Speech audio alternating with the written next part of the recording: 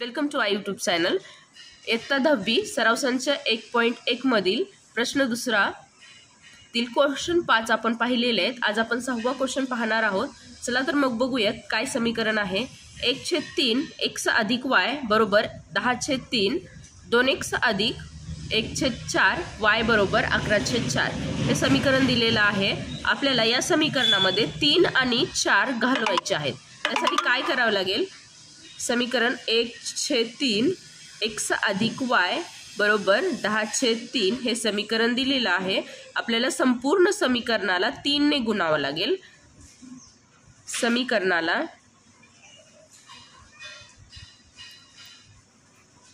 3 ने गुणून पहा, 3 गुणिले 1/3 x अधिक 3 गुणिले y बरोबर 3 गुणिले 10/3 हे 3 कटले, राहिले 1x, तिथे आपण काय करू, x लिहू, प्लस 3 गुणिले y 3y बरोबर 3 कटले, राहिले 10 हे नवीन समीकरण मिळालं, समीकरण नंबर 1।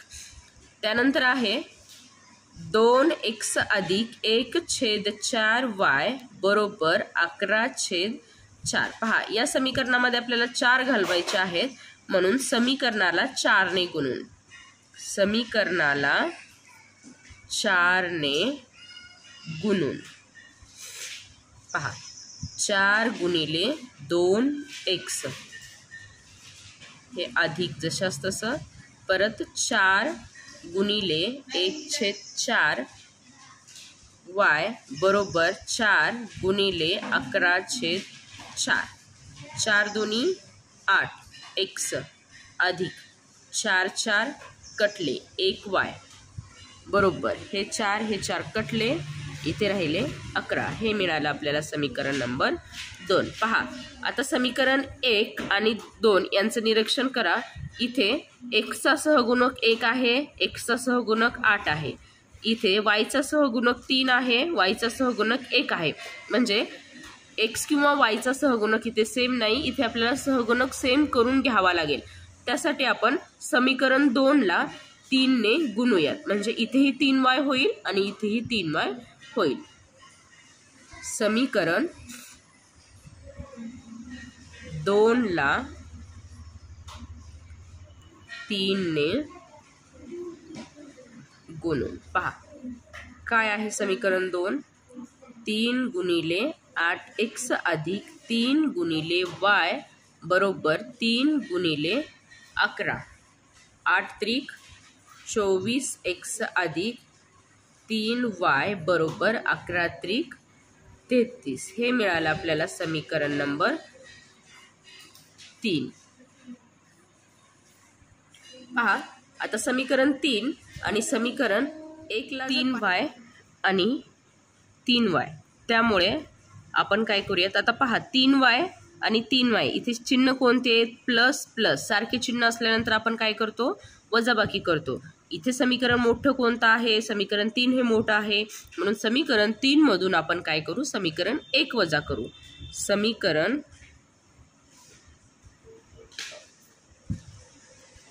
3 मधून समीकरण 1 वजा करू। पहा, समीकरण 3 लिहून घेऊयात आपण इथे, 24x अधिक 3y बरोबर 33 आणि समीकरण 1 काय आहे आपल्याकडे, x प्लस 3y बरोबर 10। पहा, वजाबाकी आहे म्हणजे खालचे चिन्ह बदलतात, काहीच नाही म्हणजे प्लस आहे, खाली येऊन होईल मायनस, प्लसचं मायनस, इथे काहीच नाही आहे म्हणजे काय आहे, प्लस, तर खाली येऊन होईल मायनस।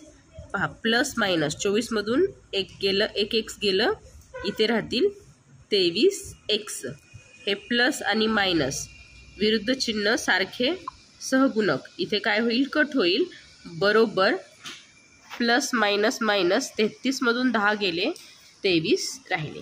पहा, हे x आपल्या जागेवरती बरोबर 23 आपल्या जागेवरती आणि हे 23 खाली आले, 23 एक्क 23. इथे एक्सची किंमत आपल्याला मिळाली 1. पहा, ही x बरोबर 1 ही किंमत आपण काय करूया, समीकरण नंबर 1 मध्ये ठेवूया. x बरोबर 1 ही किंमत समीकरण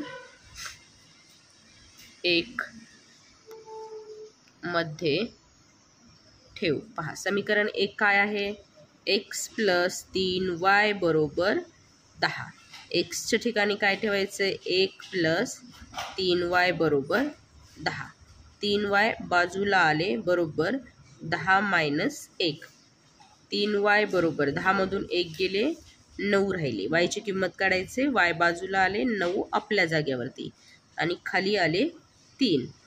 3 त्रिक 9 म्हणजेच y बरोबर आपल्याला काय मिळाले, 3.